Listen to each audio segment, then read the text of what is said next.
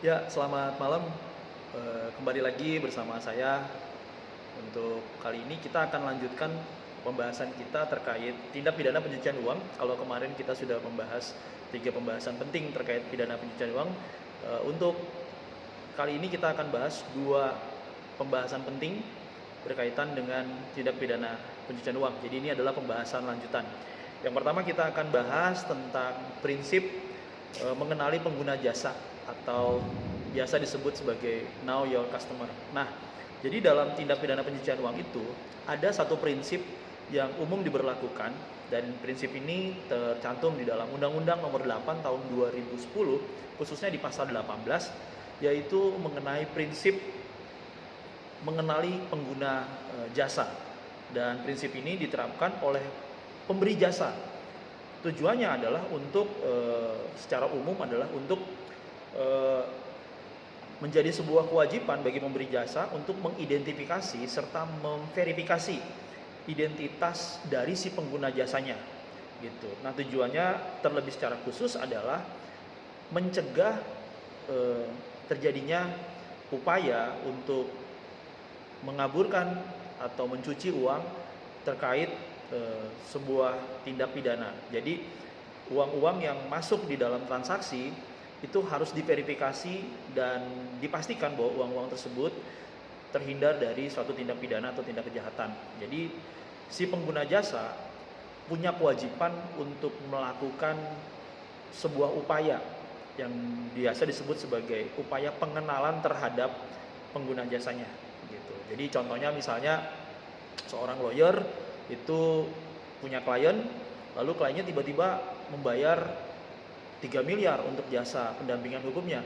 Maka si lawyer ini punya suatu kewajiban yang diamanatkan oleh undang-undang untuk memverifikasi, mengidentifikasi, memverifikasi, dan memantau apakah uang fee yang dikasih sebagai lawyer itu adalah uang yang berasal dari sumber yang benar atau berasal dari sumber kejahatan. Nah, jadi prinsip ini wajib diterapkan oleh para pengguna jasa. Nah, prinsip ini berlaku bagi perusahaan yang umumnya bergerak di bidang keuangan. Jadi undang-undang menetapkan bahwa prinsip pengguna jasa ini umumnya diberlakukan bagi perusahaan-perusahaan yang bergerak di bidang keuangan, misalnya perbankan, perusahaan asuransi, perusahaan leasing atau pembiayaan, gitu. Terus perusahaan-perusahaan yang bergerak di bursa efek dan sebagainya. Tetapi prinsip pengguna jasa ini juga dapat diterapkan pada usaha-usaha lain retail yang mungkin memiliki transaksi yang cukup besar. Contohnya perusahaan-perusahaan yang berkaitan dengan properti, perusahaan-perusahaan yang berkaitan dengan penjualan atau pembelian otomotif, atau perusahaan-perusahaan yang berkaitan dengan penjualan pembelian emas, logam mulia, benda-benda berharga seperti mutiara, permata, atau bahkan juga balai lelang. Jadi balai lelang juga menjadi bagian dari perusahaan yang harus menerapkan prinsip ini. Nah, secara lebih spesifik, tujuan dari diterapkannya prinsip mengenali pengguna jasa ini itu adalah yang pertama, untuk mencegah terjadinya tindak pidana pencucian uang. Sebagaimana kita tahu pada pembahasan sebelumnya, kita mengenal yang namanya tindak pidana pencucian uang, yaitu adalah sebuah upaya untuk menyamarkan atau mengaburkan atau mensamarkan, itu dalam artian memasking gitu ya, menshadow suatu harta benda yang pada dasarnya berasal dari kejahatan atau tindak pidana menjadi harta benda atau uang atau properti yang legal gitu. Yang kedua, tujuan diterapkannya prinsip ini adalah untuk mengantisipasi dan mencegah terjadinya tindak pidana korupsi gitu. Karena pada dasarnya tindak pidana korupsi pasti akan berujung kepada usaha tindak pidana pencucian uang. Yang ketiga, tujuan dari diterapkannya prinsip ini adalah untuk membiasakan diri kita meningkatkan yang namanya transparansi dan akuntabilitas dalam sistem keuangan. Nah, dalam prinsip mengenali pengguna jasa ini ada 3 tahap yang harus benar-benar dilakukan, yang benar-benar diterapkan oleh si pemberi jasa. Yang pertama adalah upaya untuk melakukan identifikasi. Identifikasi terhadap siapa? Terhadap si pengguna jasanya. Jadi biasanya pengguna jasa akan diminta identitasnya, dan identitas ini haruslah identitas yang dapat diverifikasi. Jadi langkah kedua adalah verifikasi. Jadi setelah identitas diidentifikasi, diminta ataupun dokumen-dokumen pendukung lain, maka identitas ini ataupun dokumen-dokumen pendukung lain ini harus diverifikasi. Apakah identitas itu ataupun dokumen-dokumen itu memang sesuai dengan aturan perundang-undangan yang berlaku. Dan yang ketiga, setelah diidentifikasi, diverifikasi, maka tahapan yang ketiga adanya pemantauan dari si pihak pemberi jasa terhadap transaksi-transaksi yang dilakukan oleh para pengguna jasa.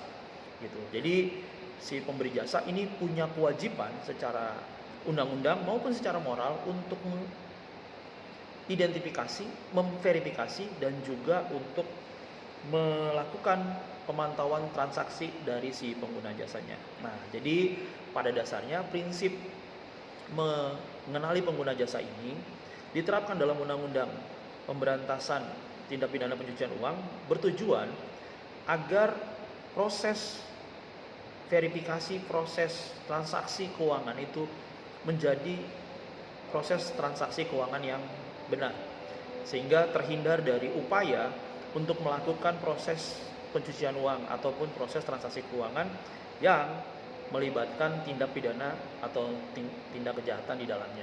Nah, itu pembahasan kita mengenai prinsip mengenali pengguna jasa. Selanjutnya, pembahasan berikutnya kita akan bicara tentang transaksi keuangan yang mencurigakan. Nah, transaksi keuangan mencurigakan ini juga menjadi bagian yang diatur di dalam Undang-Undang 8 Nomor 8 Tahun 2010 berkaitan dengan transaksi keuangan.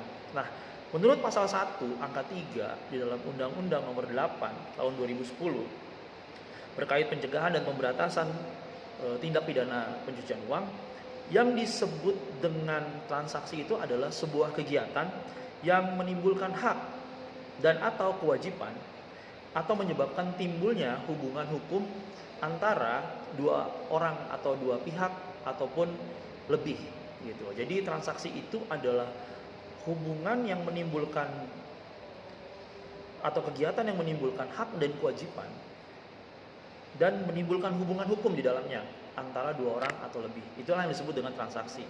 Sedangkan transaksi keuangan yang dimaksud tadi, ketika kita bicara tentang transaksi keuangan mencurigakan, itu juga dijelaskan di dalam Undang-Undang Nomor 8 Tahun 2010, khususnya nanti ketika kita membaca di pasal 1 angka 4, bahwa transaksi keuangan adalah transaksi untuk melakukan atau menerima penempatan, penyetoran, penarikan, pemindahan, pentransferan, pembayaran, hibah, dan sumbangan ataupun penitipan dan atau penukaran atas sejumlah uang atau tindakan dan atau kegiatan lain yang berhubungan dengan uang. Jadi yang disebut dengan transaksi keuangan adalah suatu upaya memindahkan, mentransfer ataupun menempatkan, menyetor atau hibah atau sumbangan yang terindikasi kegiatan ini melibatkan yang namanya uang.